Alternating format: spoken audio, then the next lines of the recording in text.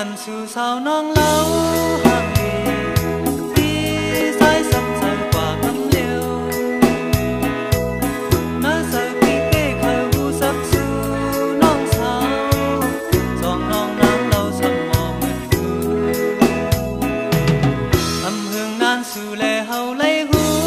sắc cần dư nắng nong hoàng hòa khăm này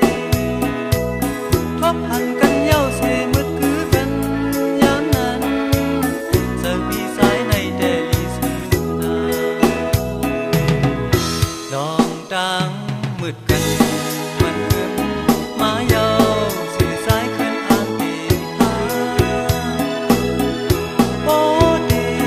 một lạc lòng hang cô trái mơ cô đang mất căn này lưu lèo mơ ăn trái kem ăn lát khó quán nơi rời lòng trái hàng ngàn sự vây này nhiên khảo ở khăm bọn lấy mi quay su yêu mà vì trái tốt mình hòa yêu ơi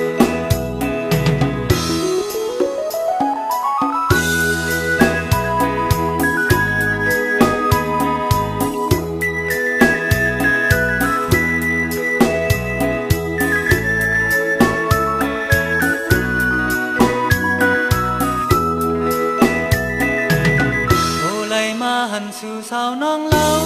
hàng đi đi sai sắp sai quả cắm liêu nói sao khi kê khơi u sắc su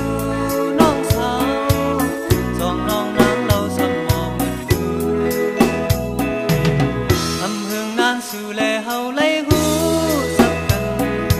dư nắng nong hoàng hòa khăm này thoát hẳn căn nhau sẽ mất cứ căn nhắn năn giờ vì trái này để lý sự na lòng trắng mượt căn